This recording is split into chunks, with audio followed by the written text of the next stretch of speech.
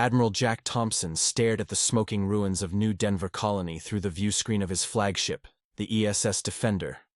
Rage boiled within him as he surveyed the devastation. This was the third human settlement obliterated by the Vorn Collective in as many months. But this time, they had gone too far. "How many survivors?" he asked, his voice dangerously quiet.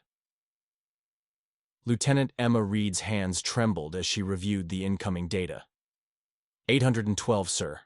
Out of a population of 20,000, the bridge fell silent. Even the usual beeps and hums of equipment seemed muted, as if the ship itself mourned. "The Council will want to negotiate again," said Commander David Miller, Thompson's second-in-command. "They always do." Thompson turned. Away from the viewscreen, his weathered face set in grim determination. "Not this time. The Vorn have mistaken humanity's patience for weakness. For 50 years we've tried diplomacy. We've endured their accidental incursions, their resource theft, their contempt. No more." He strode to the command console and opened a channel to Earth Central Command. "This is Admiral Thompson. I'm invoking Protocol Omega-7. The communications officer gasped. Protocol Omega-7 had never been used outside of simulations. It represented the full, unleashed military might of humanity, a species that had spent millennia perfecting the art of war against itself before reaching the stars. "Sir," Miller whispered, "that would violate the Galactic Concord." "The Concord is already in tatters," Thompson replied. "The Vorn have been systematically eliminating our outposts while the other species look away. They think because we're newcomers, because we control only a tiny fraction of the galaxy, that we're insignificant." The holographic projection of Fleet Admiral Joanna Martinez materialized before them. Her expression was solemn. "Jack, I've received your Omega-7 request. The evidence from New Denver is conclusive. The Vorn ships fired without provocation. The death toll is over 19,000, Admiral," Thompson replied. "They targeted residential sectors first." Martinez nodded slowly. "The President has authorized the deployment of the Ghost Fleet. You have full operational authority, effective immediately." Throughout human space, sleeper ships hidden in asteroid fields, gas giants, and dimensional pockets began to awaken. For generations, Earth had maintained a secret defense program, building vessels and weapons that far exceeded what they had revealed to the galactic community. On distant worlds, hidden manufacturing facilities sprang to life. Massive hangar doors slid open on the dark sides of moons. Underground silos activated launch sequences. "Send this message to all human ships and settlements," Thompson ordered. "Operation Reckoning begins in 24 hours. All civilian vessels are to withdraw to designated safe harbors." As the orders went out, Lieutenant Reed's console chimed. "Sir, we're receiving a transmission from the Galactic Council. They're demanding we stand down and submit to mediation." Thompson's jaw tightened. "Inform the Council that humanity respectfully declines their offer. We tried mediation for 50 years. Now we'll try something else." The first wave of Earth's hidden fleet emerged from their concealment. Ships unlike any the galaxy had seen before. Vessels with hulls that absorbed rather than reflected light, propulsion systems that left no energy signature, weapons that could punch through the most advanced shields. In the darkness of space, humanity prepared to show the galaxy what happened when a species that had spent its entire history learning to fight was finally pushed too far. The final straw had been pulled, and the galaxy was about to learn why that was a terrible mistake. The Vorn High Command convened in their central hive ship, chitinous appendages clicking nervously as they reviewed the tactical displays. Supreme Commander Krell, his exoskeleton bearing the ceremonial scars of 100 conquests, studied the approaching human fleet with mounting disbelief. "Impossible," he chittered. "Their naval registry indicates only 317 combat vessels. We are tracking over 2,000 approaching our territories." Strategic Director Vex manipulated the holographic display. "These ships match no known human design parameters. Their energy signatures are minimal. Almost as if they're not there at all." "A deception," Krell declared. "The humans are a minor species, barely 3 centuries in space. They cannot have hidden such military capacity." The Vorn had dominated their sector for millennia. They had assimilated or destroyed dozens of species. their biological superiority unquestioned. Humans were merely the latest upstarts to be put in their place. Fragile creatures of flesh and bone who relied on technology to compensate for their physical inadequacies. In the human flagship, Admiral Thompson reviewed the final preparations. Status of Phantom Protocol? Complete, sir, replied Lieutenant Reed. All ships are operating under total emissions control. The enemy's sensors can't get a solid lock on our positions or capabilities. This was humanity's first strategic advantage. They had always known they weren't alone in the universe. Even before first contact, Earth governments had prepared for the possibility of hostile extraterrestrial civilizations. When they finally joined the galactic community, they maintained their vigilance, showing only a fraction of their true technological capabilities. Fleet positions? Thompson asked. Commander Miller gestured at the tactical display. Task Forces Alpha through Echo are in position to sever all Vorn supply lines. Task Forces Foxtrot through Lima are moving to isolate their major military installations. The Ghost Fleet is preparing to neutralize their primary shipyards. Thompson nodded. And Project Prometheus? Ready for deployment on your command, sir. Project Prometheus represented the pinnacle of human weapons technology, a system capable of selectively disrupting the quantum field that maintained the cohesion of matter itself. It had been developed in secret, a last resort against existential threats. Across the galaxy, the other species watched with growing alarm as human forces moved with precision and coordination that defied expectations. The Galactic Council, dominated by ancient civilizations that had enjoyed peace for millennia, scrambled to understand what was happening. Council Elder Torm, representing the ancient Lyran hegemony, addressed the emergency session. We have gravely miscalculated. The humans have been deceiving us. Not deceiving, corrected Ambassador Anna Johnson, Earth's representative to the Council. Preparing. Your histories speak of the Scourge Wars, of the Dark Millennia, of conflicts that nearly destroyed your civilizations. On Earth, such conflicts were merely chapters in our longer history. Her words sent shivers through the assembly. Most galactic civilizations had evolved beyond regular warfare, experiencing perhaps one or two species-threatening conflicts before establishing lasting peace. Humanity had endured thousands.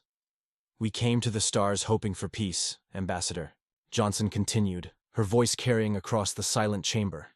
We still do. But the Vorn mistook our restraint for weakness, our diplomacy for fear. That ends today.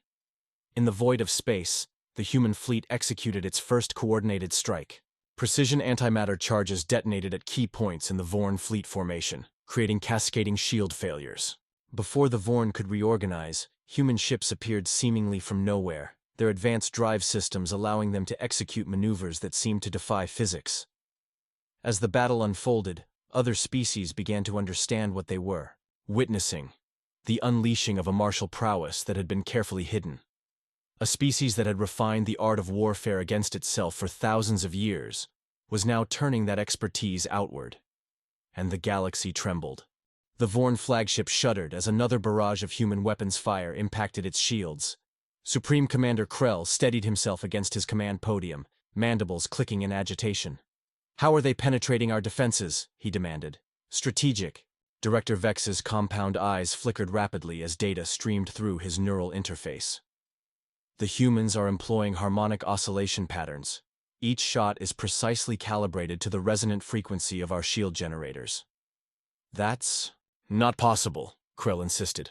Such calculations would require intimate knowledge of our technologies. It appears they have been studying us far more carefully than we realized, Vex replied grimly. Across the battlefield, human ships moved with uncanny coordination. Unlike the Vorn's hierarchical command structure, Earth forces operated on a distributed network. Each captain had significant tactical autonomy, while contributing to the larger strategic picture, a military philosophy born from centuries of human warfare.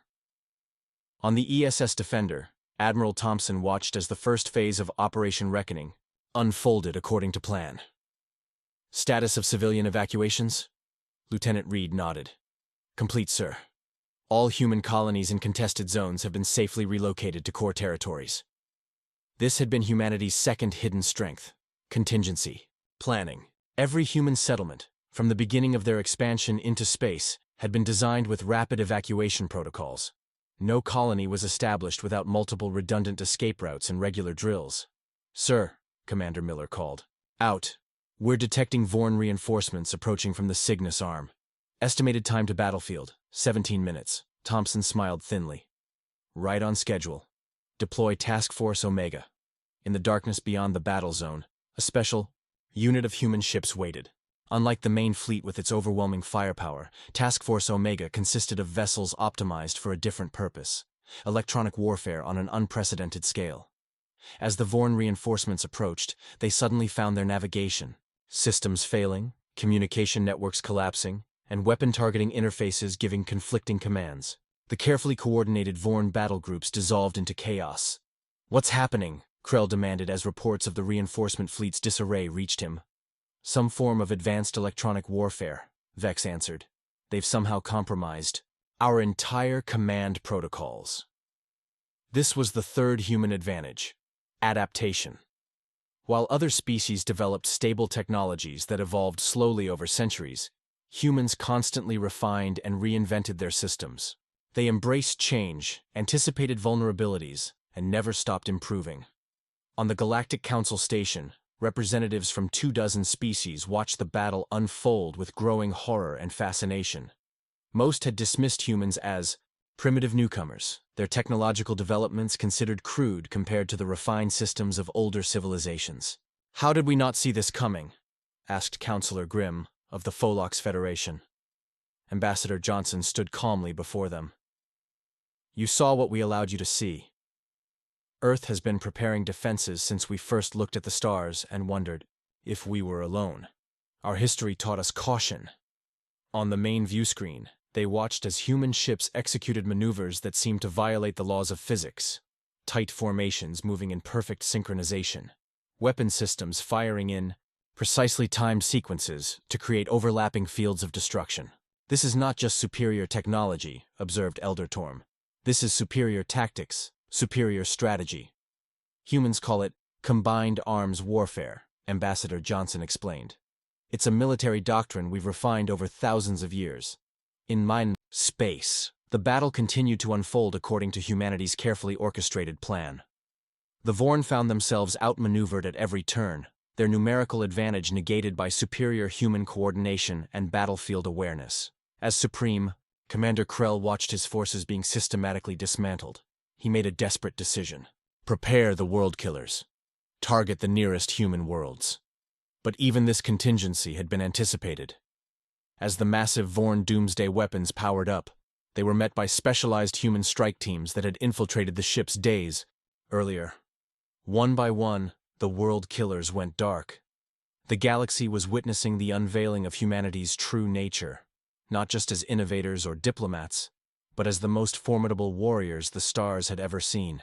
The battle had raged for 72 hours without pause. Human forces operated in rotating shifts, maintaining constant pressure on Vorn positions. The Vorn, who required synchronous rest cycles due to their hive biology, found themselves increasingly exhausted and disorganized. In the Defender's War Room, Admiral Thompson reviewed the updated strategic assessment with his senior staff. Holographic displays showed the systematic dismantling of the Vorn military infrastructure. "Their primary shipyards at Dendrax have been neutralized," reported Commander Miller. "Production facilities on Vorn Prime are offline. We've achieved approximately 68% reduction in their military capabilities." Thompson nodded. "And Project Prometheus?" Lieutenant Reed pulled up a separate display. "Deployment units are in position around all 7 of their core hive worlds." "Awaiting your command, sir." A tense silence fell over the war room. Project Prometheus represented a moral line that humanity had long debated crossing. A weapon capable of selective targeting that could disable all Vorn technology without harming the Vorn themselves. It would effectively cripple their civilization, potentially for generations. "I want to speak with the President," Thompson said finally. Minutes later, the holographic image of President Maria Carter appeared. Her face was lined with the weight of command decisions that would echo through human history. "Admiral Thompson, I understand you're prepared to deploy Prometheus." "Yes, Madam President. The Vorn continue to fight despite significant losses. Our intelligence indicates they're preparing desperate measures." President Carter's eyes narrowed. What kind of measures? Their scientists are attempting to weaponize stellar material. They intend to trigger artificial supernovae near our core worlds. The president's face hardened. Do they have this capability? Our assessment suggests they're approximately 72 hours from a functioning prototype. President Carter closed her eyes briefly, the burden of leadership evident in every line of her face. Humanity has always walked a fine line, Admiral. We've maintained our martial traditions while striving for peace. We developed weapons we hoped never to use. Yes, Madam President. The Vorn have made their choice.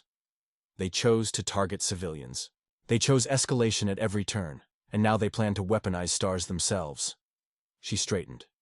You have authorization to deploy Project Prometheus. Throughout the battle zone, specialized human vessels moved into position. Unlike conventional warships, these were smaller, faster craft, designed for a single purpose: to deliver the most sophisticated weapon humanity had ever created. On the Vorn homeworld, Supreme Commander Krell received increasingly desperate reports from his forces across the sector. How many reserves remain? Strategic Director Vex's antennae drooped in submission. Our primary fleets are at 30% combat effectiveness. The humans have somehow compromised our secure communications networks. Most of our automated defense systems are offline. And the stellar weapon? Progressing. But the research team requires more time. Krell slammed his armored limb against the command console. We don't have more time.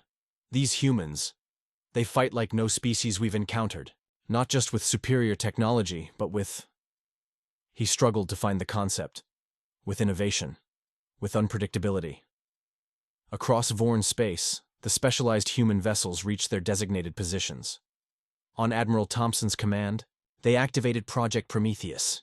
There was no massive explosion, no dramatic visual effect, just a subtle ripple in the quantum fabric of space-time. On the Vorn worlds, technology began to fail. Not catastrophically, but systematically. Power systems reduced to minimal function. Weapons became inert. Communication networks limited to basic transmissions. Supreme Commander Krell watched in horror as his command center's systems shut down around him. Emergency lighting cast an eerie glow over the now silent room. What is happening? He demanded. Strategic Director Vex studied his barely functioning data terminal. Some form of targeted energy field. It's affecting only our technology, calibrated precisely to our operating frequencies. In one stroke, humanity had demonstrated not just military superiority, but profound technological sophistication. They had defeated the Vorn not by destroying them, but by selectively neutralizing the technology that made them dangerous. Throughout the galaxy, other species watched in stunned silence. Humanity had just revealed itself as not merely another interstellar civilization, but a force unlike any the galaxy had encountered before. And they had done it with a restraint that was perhaps more frightening than unchecked aggression. 2 weeks after the deployment of Project Prometheus, the Galactic Council convened its largest assembly in 1,000 years. Representatives from all known spacefaring civilizations gathered to witness an unprecedented event, the formal surrender of the Vorn Collective. Supreme Commander Krell, once the embodiment of Vorn military might, now stood diminished before the Council. Behind him, Admiral Thompson represented Earth, his uniform bearing the simple insignia of humanity rather than military rank. A deliberate choice to emphasize that this moment was about more than military victory. The collective acknowledges its violations of galactic law, Krell stated, his translator rendering his chittering speech into the standard diplomatic language. We accept the terms of surrender as presented by Earth authorities. Those terms had surprised many in the galactic community. Rather than demanding territorial concessions or reparations, humanity required the Vorn to submit to oversight of their military development, to allow the establishment of independent monitoring stations, and to participate in a truth and reconciliation process with the species they had harmed. As the formal proceedings concluded, Ambassador Johnson addressed the Council. Many of you have asked why Earth maintained such military capacity in secret. The answer lies in our history. Humanity evolved on a world of predators and harsh environments. We survived by developing not just tools, but the capacity to imagine threats before they appeared. She gestured to the vast chamber around them. When we joined this community, We studied your histories. We learned that most of you evolved in more stable environments, with fewer competing intelligent species. Your civilizations developed through cooperation first, with conflict as an aberration. A murmur ran through the assembly as species recognized the truth in her words. The evolutionary path of most galactic civilizations had indeed been gentler than Earth's brutal history. Earth's history followed a different path, Johnson continued. We developed through cycles of conflict and cooperation. War and peace shaped our understanding of existence. We hoped to leave that behind when we reached the stars, but we also prepared for the possibility that we could not. In a secure conference room adjacent to the council chamber, President Carter met with the leaders of the Galactic Council's founding races. The mood was solemn as they grappled with the implications of humanity's revealed capabilities. Your species has dramatically altered the balance of power, stated High Elder Mira of the Ashanti Conclave, her ancient eyes studying Carter carefully. Some fear this is merely the beginning of human expansion. President Carter met her gaze steadily. Humanity has no interest in conquest or domination. We desire only security and peaceful coexistence. Yet you built weapons capable of bringing an ancient empire to its knees, observed Primarch Orin of the Thessalian Unity. You maintained military forces beyond anything declared in your council registries. We did, Carter acknowledged, because our history taught us that peace must sometimes be defended. The Vorn believed they could systematically eliminate human outposts without consequence. They miscalculated. On the Vorn homeworld, a different kind of human presence was making itself known. Teams of Earth scientists and engineers worked alongside Vorn counterparts to restore essential services while maintaining the restrictions on military technology. Dr. Alan Roberts, leading Earth's humanitarian mission, met with Vorn civilian leaders in their partially functioning administrative center. We don't seek your destruction or subjugation, he explained. Project Prometheus was designed with restoration in mind. As your society demonstrates commitment to peaceful coexistence, functionality will be gradually restored. This approach, combining overwhelming force with precisely calibrated restraint, confounded many observers. Most galactic conflicts ended either in genocide or in uneasy stalemates that simmered for generations. Humanity's response to aggression followed neither pattern. As Admiral Thompson prepared to return to Earth, he stood at the viewscreen of the Defender, looking out at the stars. Commander Miller joined him in silent contemplation. They'll never look at us the same way again, Miller finally said. Thompson nodded. Perhaps that's necessary.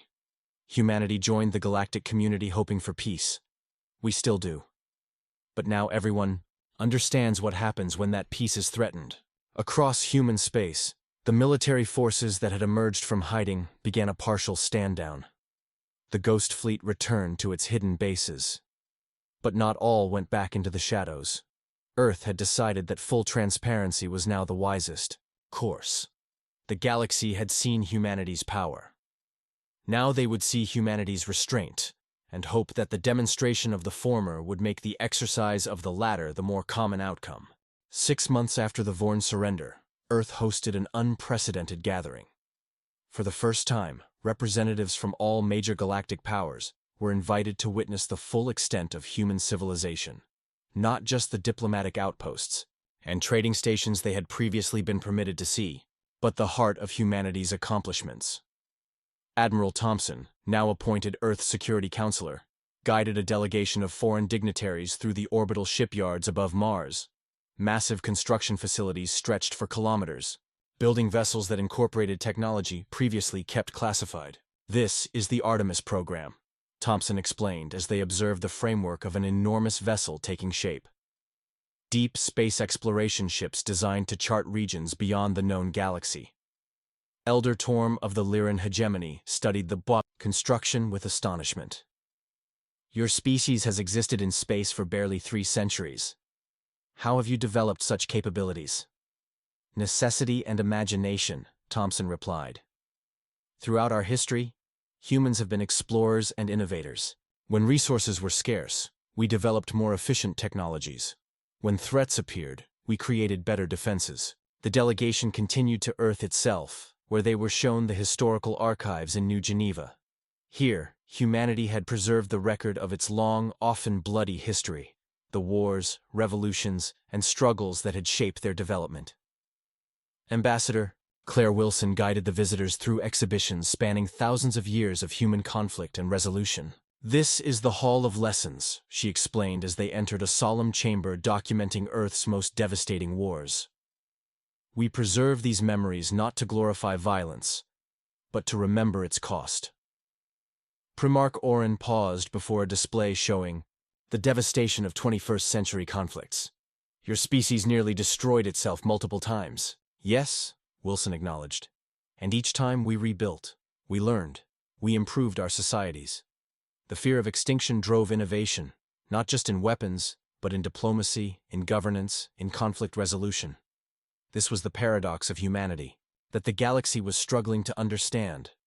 A species with unparalleled capacity for violence that had channeled that capacity into creating sophisticated peacekeeping systems.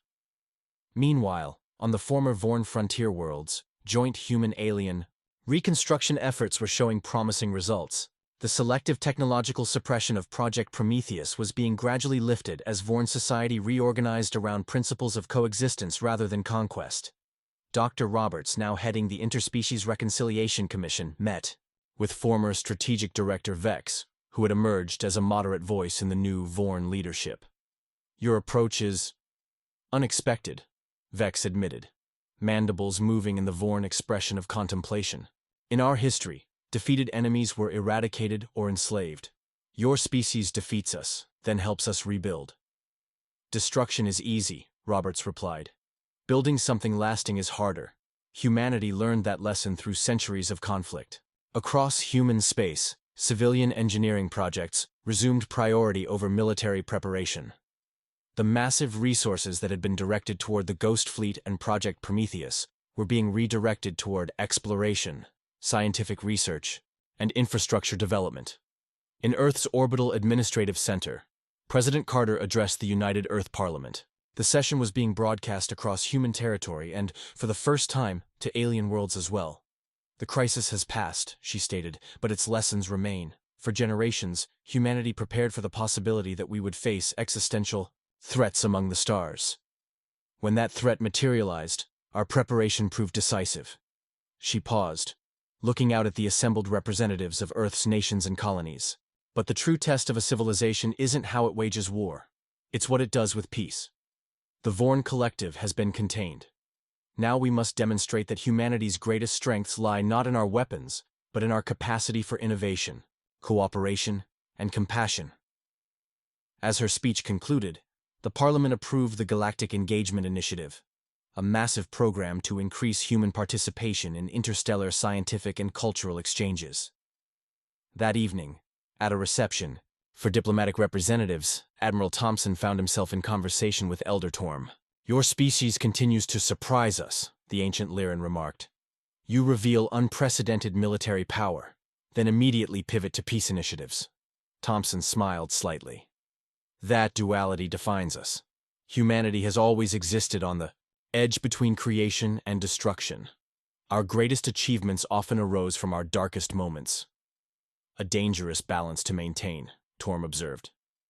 "Yes," Thompson agreed. "But perhaps that's what the galaxy needed. A species that understands both war and peace intimately, rather than civilizations that have forgotten one or the other." As the reception continued, news arrived that the Galactic Council had approved Earth's proposal for a new security framework, one that acknowledged the reality of threats like the Vorn while creating mechanisms to address them before military action became necessary. Humanity had revealed its power. Now, it was showing its wisdom. And the galaxy was beginning to understand that the two together made humans unlike any species they had encountered before. 5 years after the Vorn conflict, the galaxy had been transformed. Earth, once considered a minor power on the galactic periphery, now stood as the architect of a new interstellar order, not through conquest or intimidation, but through a unique approach to security and cooperation that drew on humanity's complex history.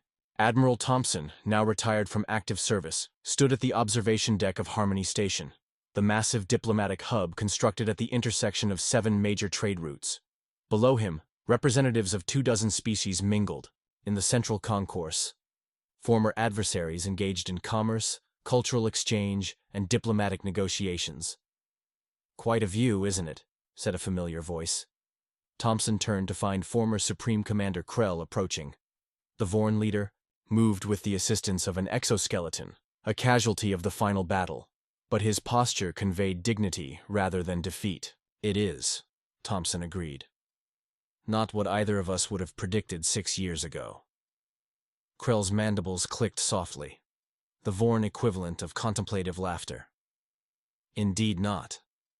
My species believed we understood the fundamental nature of power. In this galaxy, we were mistaken." The two former military commanders, once deadly enemies, now stood side by side watching the results of the peace they had both eventually chosen. "The Vorn Restoration Project enters its final phase next month," Krell noted. "Full technological sovereignty will be restored to my people." "Your people have honored every aspect of the agreement," Thompson replied. "The monitoring stations report no signs of military buildup, and your participation in the Trade Federation has been exemplary." This was perhaps the most unexpected outcome of the conflict.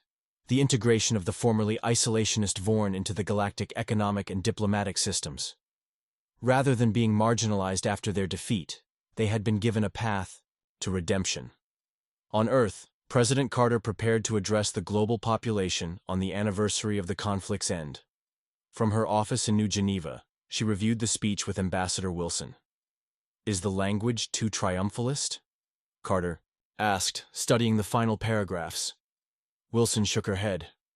"I think it strikes the right balance, not celebrating victory, but acknowledging how far we've come." Carter nodded. 5 years ago, we revealed capabilities we had hoped never to use. We showed the galaxy a side of humanity we had kept hidden. I worried then that we might never find our way back to the path of peace. "Yet here we are," Wilson noted, "leading the most comprehensive diplomatic initiative in galactic history." The Galactic Security Compact that Earth had proposed had been ratified by 87% of spacefaring civilizations. It created new mechanisms for conflict resolution, resource sharing, and collective defense. Systems designed by humans, drawing on their long experience with both war and peace. In the scientific realm, the joint research initiatives launched after the conflict had yielded remarkable breakthroughs. The Applied Physics Laboratory on Luna had recently announced a revolutionary propulsion system, developed by a team of human, Lyran, and Vorn scientists working together. Across the former battle zones, memorial beacons had been placed to honor the dead of all species. These monuments contained not just names, but stories, personal histories that reminded all who encountered them of the individual cost of conflict. At Harmony Station, Thompson and Krell concluded their meeting with a formal gesture that would have been unimaginable years before, the ritual acknowledgement of respected adversaries that had been adapted from ancient human warrior traditions. "My species has a saying," Thompson told Krell as they parted. "The true strength of an individual, or a civilization, is revealed not in victory, but in how that victory is used." Krell's compound eyes gleamed with understanding. "The Vorn have learned this lesson at great cost. We believed that power was measured solely in military might. You showed us otherwise." As Krell departed, Thompson remained at the observation window. Below, a group of human children from a colony school were being guided through the station by a Lyran educator. The children showed none of the fear or suspicion that had characterized early human-alien interactions. To them, the diverse species of the galaxy were simply part of their world. Thompson's communication device chimed. It was a message from Commander Miller, who now led Earth's expeditionary fleet. "Thought you'd want to know," Miller's message read. "The Artemis just completed its first jump beyond the galactic rim. The initial surveys look promising. New worlds, Jack. New possibilities." Thompson smiled as he read the message. This was humanity's greatest strength, the ability to emerge from darkness into light, to transform the tools of war into instruments of discovery. On 1,000 worlds across the galaxy, species that had once regarded humans with suspicion or condescension now studied Earth's history with newfound respect and understanding. They recognized in humanity's complex past the seeds of a more nuanced future for all civilizations. Earth had revealed its power. But more importantly, it had revealed its wisdom, the hard-won knowledge that true strength lies not in the capacity for destruction, but in the courage to build something lasting from the ashes of conflict. And the galaxy, after witnessing humanity's full nature, had chosen to follow where they led.